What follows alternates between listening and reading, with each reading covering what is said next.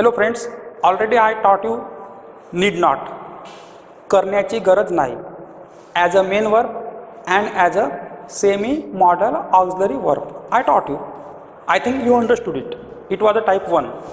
Now, need not have remained. I didn't teach you until. So, today I am telling you what is need not have. Need not have means करण्याची गरज नव्हती. म्हणजे एखादी गोष्ट तुम्ही केली पण ती करण्याची गरज नव्हती. जसं आज क्लासला सुट्टी होती पण तुम्ही क्लासला आले, तर मी काय म्हणेल, तुम्हाला आज क्लासला येण्याची गरज नव्हती. तर how can I speak in English? You need not have come to the class today. इथे फॉर्म्युला काय राहील? Subject plus need not have plus V3. Already I told you, जेव्हा हॅव येते तेव्हा काय येते? थर्ड फॉर्म ऑफ वर्ब येते. Need not have, could have, should have, may have, might have. V3 will come there. Okay, plus object plus extension. इथे काय म्हणाल तुम्ही? Talk about things which were done. अशा गोष्टीवर बोलता आपण जे गोष्ट झाली आहे पण वर नॉट नेसेसरी, करण्याची गरज नव्हती. तुम्ही एखादी गोष्ट केली पण ती गोष्ट करण्याची गरज नव्हती असं मला सांगायचं आहे, तर मी वापरील नीड नॉट हॅव. जसं गिव म्हणजे देणे होते, सेकंड फॉर्म गेव आणि थर्ड फॉर्म गिवन. इथे V3 विल कम. तुला मला पैसे देण्याची गरज नव्हती, माझ्यापाशी ऑलरेडी पैसे होते पण तू दिले. It's okay. तर how can I speak in English? You need not have given me money. Okay.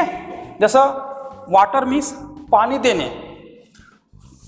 आता ॲक्च्युली पावसाळा सुरू आहे तरी पण तुम्ही झाडांना पाणी देऊन दिलं. मग मी काय म्हणेल? थर्ड फॉर्म इथे वॉटर्ड होते.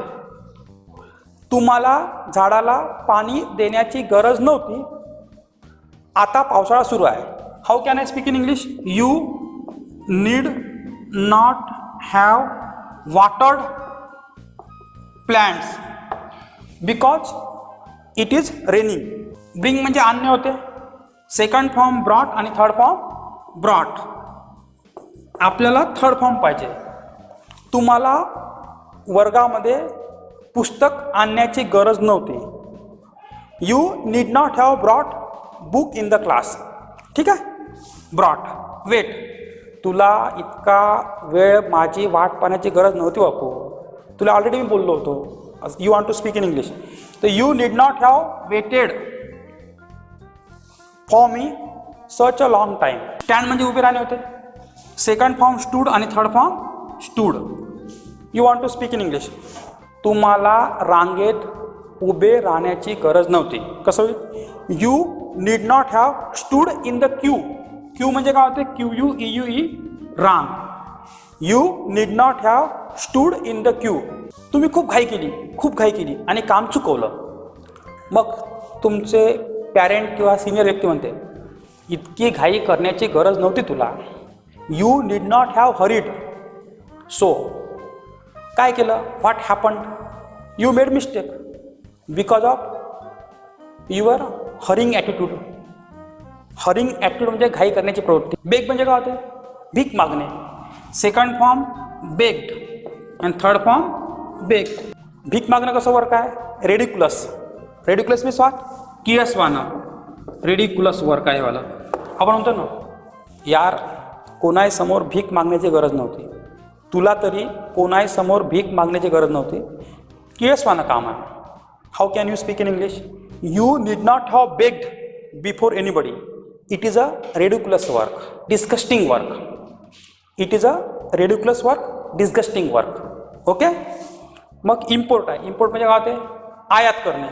Second form imported, third form imported. भारताला विदेशी वस्तू आयात करण्याची गरज नव्हती, कारण भारतापाशीच इतकी लोकसंख्या आहे की जर भारताचे लोक स्किल वर्कर बनले तर आपण प्रत्येक वस्तू तयार करू शकतो.